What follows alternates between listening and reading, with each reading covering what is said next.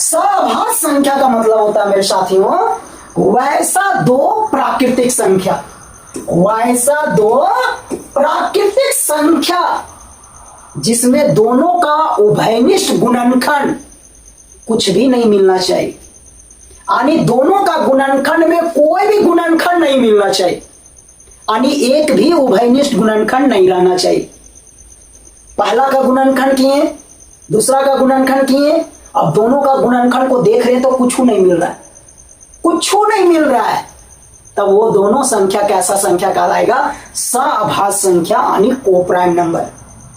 आप इसको ऐसे भी बोल सकते हैं वैसा दो प्राकृतिक संख्या जिसका महत्तम एक होता है, जिसका महत्तम कितना होता है? एक होता है। महत्तम एक का मतलब वही हुआ जिसमें एक भी गुणनखंड मिलना नहीं चाहिए, मतलब एक भी उभयनिष्ठ गुणनखंड नहीं होना चाहिए। तो आप महत्तम वाला परिभाषा से बोलो चाहे आप उभयनिष्ठ गुणनखंड वाला परिभाषा से बोलो, दोनों एक ही है। तो वैसा दो प्राकृतिक संख्या जिसका महत्तम कितना हो? एक हो, या दोनों का उभयनिष्ठ गुणनखंड कुछ भी नहीं मिले यानी एक हो। दोनों का गुणनखंड में एक भी गुणनखंड नहीं मिलेगा, मतलब एक मिले, क्योंकि एक तो सारा संख्या का गुणनखंड होता है, तो अगर कोई भी गुणनखंड नहीं मिले तो इसका मतलब एक मिलना चाहिए, या दोनों का महत्तम कितना होना चाहिए मेरे साथियों? एक होना चाहिए। तब वैसा दो प्राकृतिक संख्या को हम लोग क्या बोलते हैं? कोप्राइम नंबर या सभाज्य संख्या। उदाहरण हो गया मेरे साथियों 4 और 5। 4 का गुणनखंड होता है 1 और 2, 5 का गुणनखंड होता है 1 और 5, दोनों में कुछ नहीं मिला मतलब एक मिला, या 4 और 5 का महत्तम निकालेंगे कितना आएगा? 1 आएगा। इसलिए 4 और 5 कौन संख्या कहलाएगा? सभाज्य संख्या, कोप्राइम नंबर। दोनों प्राकृतिक संख्या होना चाहिए, दोनों गिनती वाला संख्या प्लस में होना चाहिए, माइनस में नहीं, दशमलव में नहीं, बटा में नहीं, गिनती वाला संख्या प्लस में यानी प्राकृतिक संख्या होना चाहिए। दूसरा उदाहरण आपका 8 और 15 हो गया मेरे साथियों। 8 और 15 का गुणनखंड कीजिए, कुछ भी नहीं मिलेगा, दोनों में कोई भी उभयनिष्ठ गुणनखंड नहीं है यानी एक केवल मिलेगा। या 8 और 15 का महत्तम निकालेगा कितना आएगा? 1 आएगा। इसका मतलब 8 और 15 कौन संख्या? सभाज्य संख्या या कोप्राइम नंबर। उसके बाद बताइए क्या होगा? 15 16 ले लीजिए, 15 16 ले लीजिए। 15 और 16 में भी कोई भी उभयनिष्ठ गुणनखंड नहीं मिलेगा, कोई भी नहीं मिलेगा, या दोनों का महत्तम कितना होगा? 1 होगा मेरे साथी।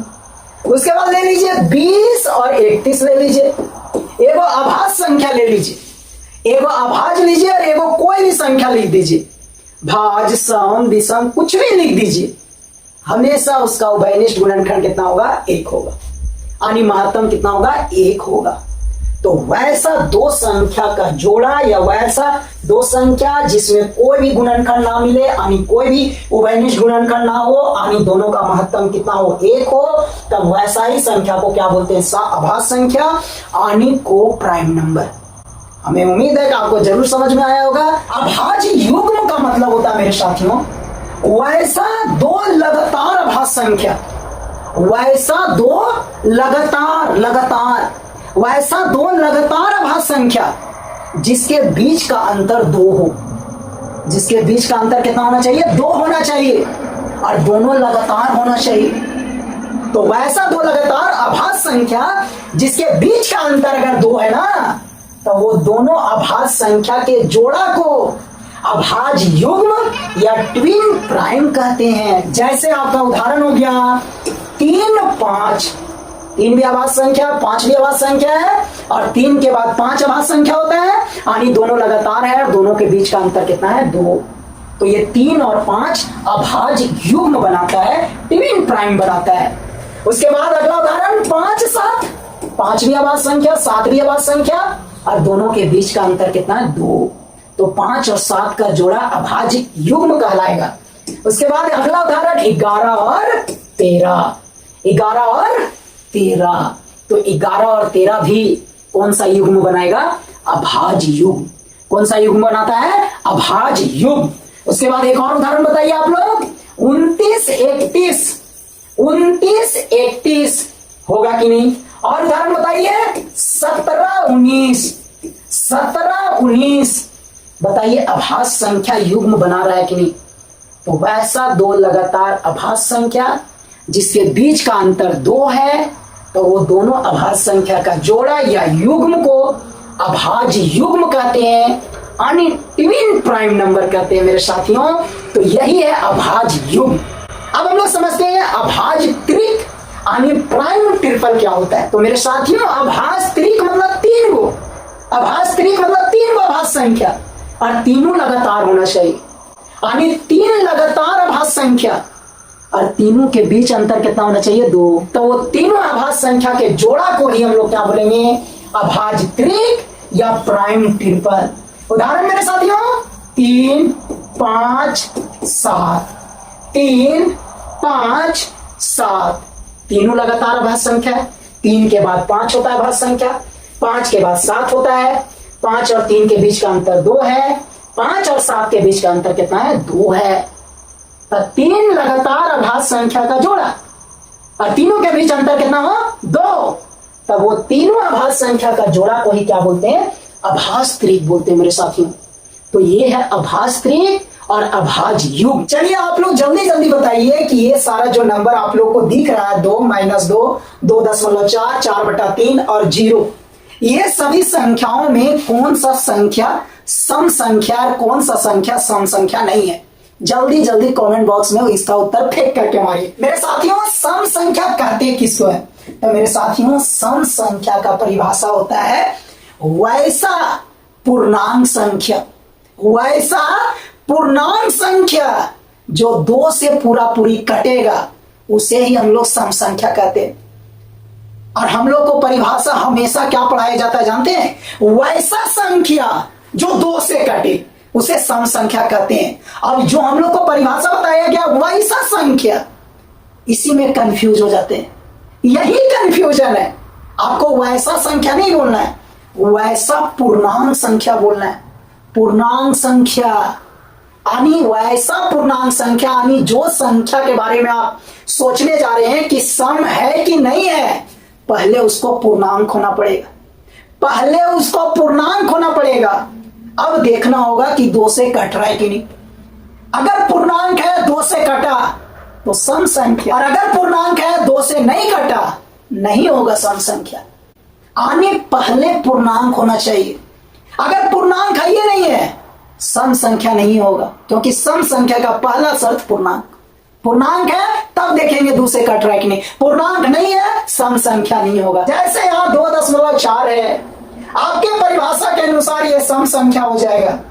आप सीधे बोले वैसा संख्या मतलब कोई भी संख्या अगर 2 से कटे सम होगा, तो 2.4 2 से कट रहा है, इसका मतलब सम होना चाहिए। जबकि क्या है ये गलत है, ये सम नहीं है, क्योंकि ये पूर्णांक नहीं है। पहले पूर्णांक तब सम भी सम, पहले पूर्णांक। तो 2.4 पूर्णांक नहीं है तो ये सम होगा ही नहीं, पहले रिजेक्ट। 4/3 पूर्णांक है ही नहीं, गोटा संख्या नहीं है, पहले रिजेक्ट, सम नहीं होगा, एकदम सम नहीं होगा। अब देखिए क्या 2 होगा सम संख्या, एकदम होगा। 2 पूर्णांक है, 2 से कट रहा है, सम संख्या होगा। -2 सम संख्या होगा, सोचिए सोचिए जरा सा सोचिए, 1 सेकेंड के लिए सोचिए होगा कि नहीं। -2 सम संख्या होगा, थोड़ा सोचिए सोचिए, होगा मेरे साथियों होगा, क्योंकि -2 पूर्णांक है और 2 से कट रहा है मेरे साथियों। -2 पूर्णांक है और 2 से कट रहा है, सम संख्या होगा। माइनस में रहे चाहे प्लस में, अगर पूर्णांक है 2 से कटेगा सम संख्या होगा। जरा सभी कंफ्यूजन आज के बाद सम संख्या में नहीं होना चाहिए। इतना प्यारा संख्या यार, और तुम लोग अभी भी कंफ्यूजन में रहोगे तो कैसे होगा बता। आज के बाद कोई कंफ्यूजन नहीं होना चाहिए सम संख्या में, प्लस रहे चाहे माइनस, पूर्णांक है 2 से कटा सम संख्या। 0 सम संख्या है मेरे साथियों, 0 2 से कट जाता है। अब बोलोगे सर 0 तो सारा संख्या से कट जाता है, 2 से भागा दिए 0, 3 से भागा दिए 0, 5 से भागा दिए 0, है ना, 10 से भागा दिए 0, किसी से भी भागा दे रहे हैं कट जा रहा है 0 बार।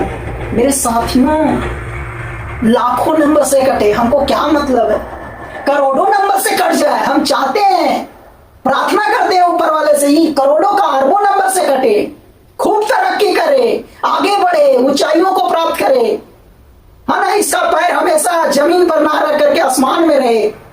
उससे हमको क्या मतलब है, हमको केवल दू से ना मतलब है मेरे साथियों, दू से कटा सम संख्या, बाकी बात से कटा कि नहीं कटा, किससे दोस्ती किया, किससे यारी किया, किससे दुश्मनी किया, क्या मतलब, दू से कटा सम संख्या। बात समझ में आया मेरे साथियों? 12 जो है से दू से भी कट रहा है, 3 से भी कट रहा है, 4 से भी कट रहा है, 6 से भी कट रहा है, तो क्या ये सम संख्या नहीं हुआ? हमको किससे मतलब है? केवल दू से ना मतलब है मेरे साथियों, बाकी बात से कटे चाहे चूल्हा में जाए, हमको क्या मतलब। तो जीरो सारा संख्या से कटता है, एकदम सत्य है।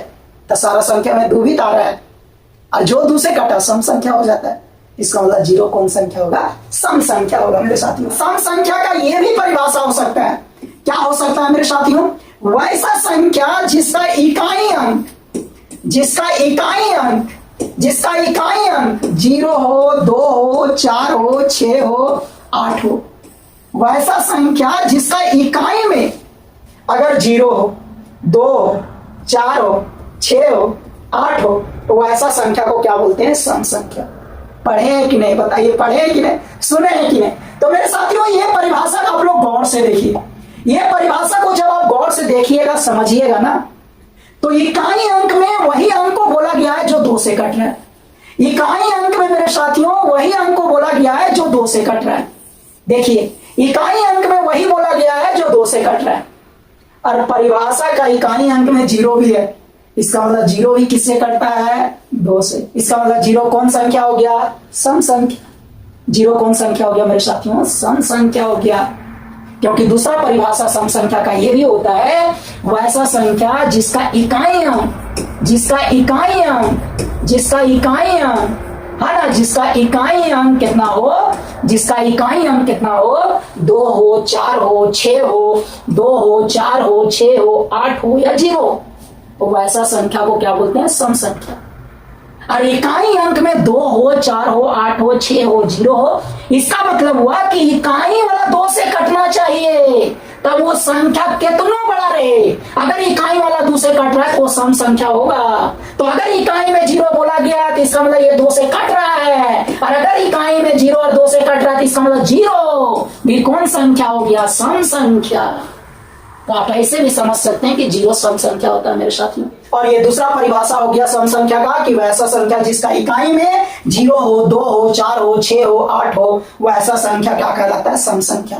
उदाहरण मेरे साथियों, 2 हो गया, -2 भी हो गया, 4 हो गया, -4 हो गया, 6 हो गया, -6 हो गया, 8 हो गया, -8 हो गया, 10 हो गया, -10 हो गया, 0 हो गया। ये सारा का सारा संख्या कौन संख्या मेरे साथियों? सम संख्या।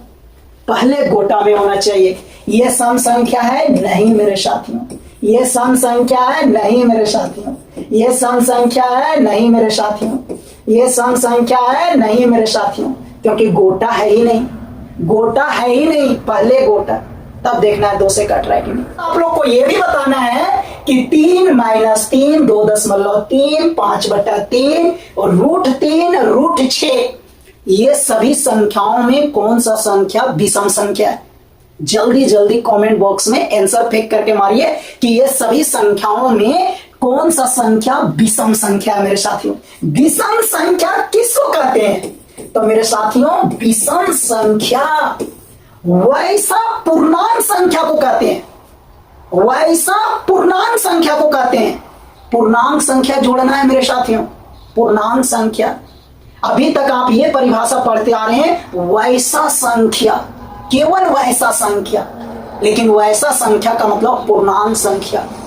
तो यहां अब से आपको पूर्णांक संख्या जोड़ना है, वैसा पूर्णांक संख्या जो 2 से नहीं कटे पूरा पूरी, जो 2 से पूरा पूरी विभाजित ना हो, यानी 2 से भागा देने के बाद शेषफल 0 नहीं आवे, वैसा पूर्णांक संख्या को हम लोग क्या बोलते हैं? विषम संख्या यानी ओड नंबर। विषम संख्या यानी ऑड नंबर मेरे साथियों। तो क्या बोलेंगे आज के बाद परिभाषा? वैसा पूर्णांक संख्या जो 2 से पूरा पूरी नहीं विभाजित हो, उसे ही कौन संख्या कहते हैं? विषम संख्या या ऑड नंबर। सबसे पहले संख्या को पूर्णांक होना पड़ेगा। तो मेरे साथियों, ये पूर्णांक नहीं है तो विषम नहीं होगा, ना सम होगा। पहले पूर्णांक नहीं है, रिजेक्ट हो गया। पूर्णांक नहीं है, रिजेक्ट। सम विषम कभी भी नहीं हो सकता। पूर्णांक नहीं, कुछ भी नहीं हो सकता, ना सम ना विषम। ये भी पूर्णांक नहीं है, ये भी पूर्णांक नहीं है, तो ना सम होगा ना विषम। अब आइए, क्या 3 पूर्णांक है, 2 से कट रहा है पूरा पूरी, नहीं कट रहा है, इसका मतलब ये विषम संख्या। -3 पूर्णांक है 2 से कट रहा है पूरा पूरी, नहीं कट रहा है, इसका मतलब ये विषम संख्या होगा। माइनस में रहे चाहे प्लस में, कंफ्यूजन नहीं होना आज के बाद। माइनस में रहे चाहे प्लस में, अगर पूर्णांक है और 2 से नहीं कटा, विषम संख्या। अगर 2 से कटा, सम संख्या। पहले पूर्णांक तो विषम संख्या का उदाहरण क्या हो जाएगा मेरे साथियों? 1 -1 3 -3 5 -5 11 -11 -99 +99 है ना? प्लस में रहे चाहे माइनस में, अगर पूर्णांक है, गोटा संख्या है और 2 से नहीं कटे, तो कौन संख्या हो जाएगा मेरे साथियों? विषम संख्या। कौन संख्या हो जाएगा? विषम संख्या। किन्हीं को लग रहा है कि √2 सम संख्या, अरे नहीं मेरे साथियों, √2 तो पूर्णांक है ही नहीं है, तो सम संख्या कहां से होगा? पहले पूर्णांक होना चाहिए ना। और कभी भी रूट में अगर हम लोग भागा देते हैं कोई गोटा संख्या से, तो कभी भी भागा नहीं जाएगा, कभी भी भागा नहीं जाता है। रूट वाला संख्या में गोटा संख्या से भागा नहीं जाता है मेरे साथियों। कोई को तो अंदर घुसा के भागा दे देता है, रूट के अंदर में घुसा के भागा दे देगा। बोल √2 में 2 से भागा देना है, तो ये 2 अंदर वाला 2 को काट देता है, अंदर काट देता है, अंदर वाला घुसा के काट देता है।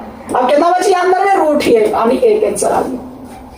√6 को भागा देना है 3 से, तो अंदर काट देता है घुसा के, कितना आ गया? 2 आ गया। कितना गलत जानकारी बताइए। कभी भी नहीं कटेगा, √6 भागा 3 कुछ नहीं कर पाओगे, इसी तरह रहेगा। ऊपर में रूट है, नीचे गोटा है, नहीं कटेगा। √2 भागा 2 है, इसी तरह रहेगा। ज्यादा आप परिमयकरण कर सकते हैं, लेकिन काट नहीं सकते, परिमयकरण कर सकते। तो मेरे साथियों, रूट वाला संख्या पूर्णांक होता ही नहीं है, तो कहां से सम विषम होगा बताइए। और अगर आपको लग रहा है कि ये कट रहा है, √10 में 2 से भागा दे रहे हैं, तो √5 बार में कट रहा है, ये गलत जानकारी है। ऐसे नहीं कटता है, ऐसे। अगर अभी तक आप ये काट रहे हैं, तो ये गलत जानकारी है, आपको गलत पढ़ाया गया है, गलत आपको बताया गया, या आप गलत जानते हैं। नहीं कटता है ऐसे। तो रूट वाला ना सम होता है ना विषम, क्योंकि वो पूर्णांक नहीं है, और 2 से कभी भी वो नहीं कटेगा, 2 से कभी भी नहीं कटेगा। हाँ, कौन कटेगा? जिसका रूट निकल जाएगा। जैसे 4 है, इसका 2 निकल गया, 4 का 2 निकल गया, तो हम बोल सकते हैं √4 जो है सम संख्या होगा, क्योंकि √4 का आंसर 2 होता है, 2 से कट गया, तो √4 सम संख्या हो गया। √16 का कितना निकलता है? 4 निकलता है, 4 2 से कट रहा है, तो √16 सम संख्या होगा। √25 का कितना रूट निकलता है? 5 2 से नहीं कट रहा है, तो √25 भी सम संख्या होगा, विषम संख्या। लेकिन कोई बोलेगा √20 सम संख्या 2 से कट रहा है। अरे नहीं मेरे साथियों, नहीं, √20 का जो आता है आंसर, वो पूर्णांक नहीं होता है, और जब पूर्णांक नहीं होगा तो वो ना तो सम होगा ना तो विषम होगा। तो ये है रूट वाला का कहानी। वैसा संख्या और रूट के अंदर में जिसका डायरेक्ट रूट निकलता है, और वो भी पूर्णांक में। उसके बाद देखिए कि वो पूर्णांक सम आया कि विषम आया, 2 से कट रहा है कि नहीं कट रहा है। अगर कट रहा है तब आप उस पूरे रूट को बोल सकते हैं सम, नहीं कट रहा है पूरे रूट को विषम। लेकिन वैसा रूट के अंदर में संख्या जिसका रूट ही नहीं निकलता, हमेशा दशमलव आता है, यानी पूर्णांक में नहीं आता है, तो वो कभी भी सम नहीं होगा, कभी भी विषम नहीं होगा मेरे साथियों।